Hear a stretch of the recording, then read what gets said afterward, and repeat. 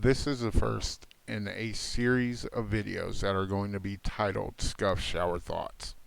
While not all of these thoughts occur in a shower, they are semi-cohesive ideas that my subconscious brain spits out that are totally unrelated to the activity at hand when they occur.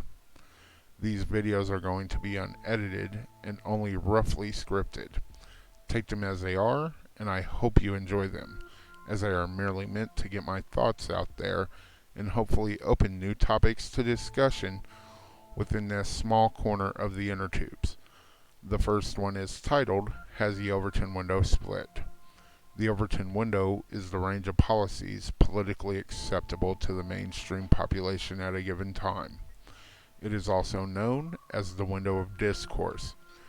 The term is named after American policy analyst Joseph Overton, who stated that an idea's political viability depends mainly on whether it falls within this range, rather than on politicians' individual preferences. According to Overton, the window frames the range of policies that a politician can recommend without appearing too extreme in order to gain or keep public office, given the climate of public opinion at that time. In order to discover whether or not the Overton window has indeed split, we need to analyze a few things. First, we have to identify the topic which we are putting under the window. Second, we have to identify the most publicized positions. Third, we have to identify who the most vocal proponents of the most publicized positions within said discourse are. We also need to find if there are any common positions within the rhetoric of the majority of the parties involved in the discourse. Fourth, we have to identify the costs and benefits to the society in question. Fifth, we have to ask whether the current discourse in the media favors a compromised, moderate position relative to the mindset of the mainstream majority. Before the questions are asked, I must state that they are contextual to the society in which they are occurring. Two different societies will not have the same social norms. Furthermore, in a society where the citizen is given the right to weigh in on the policy, whether that is directly or through representation, it must be stated that the Overton window will generally favor the stance of a moderate individual within that society.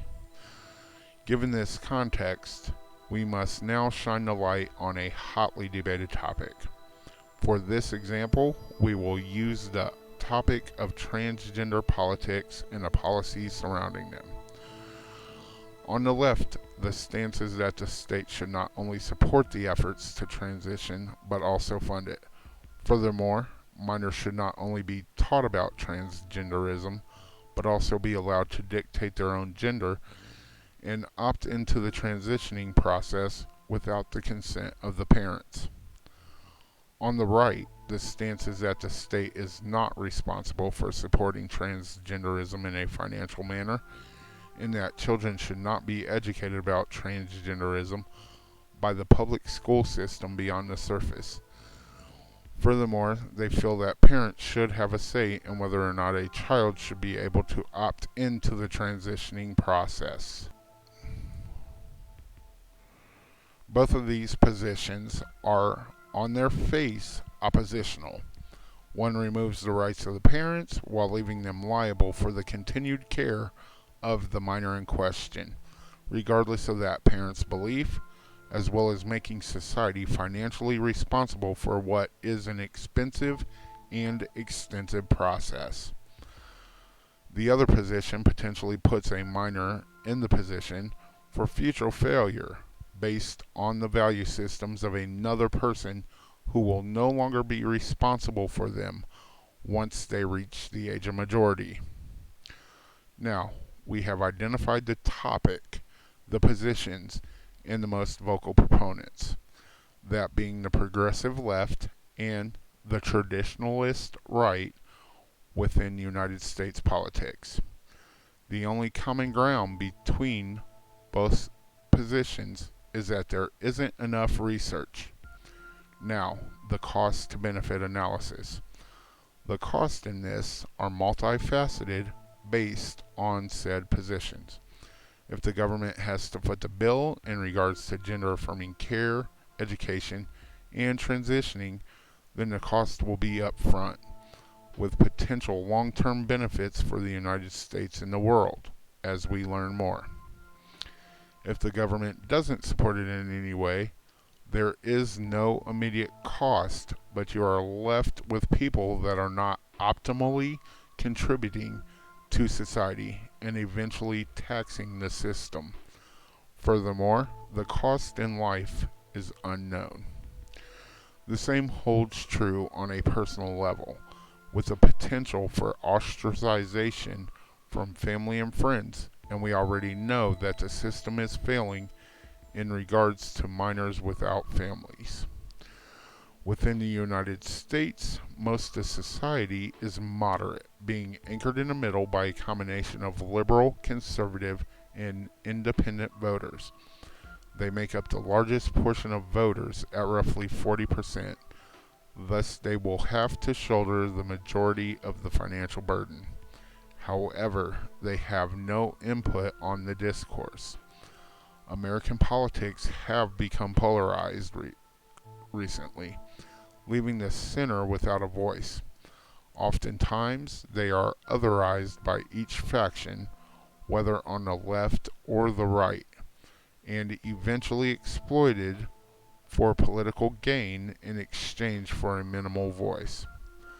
This lack of input on the issue leaves them outside of the Overton window and signals that the horseshoe theory, posited by Jean-Pierre Fay, is alive and well in American politics. The horseshoe theory, for those that don't know, is that even though the motivations for positions have different origins, the effect inevitably winds up the same.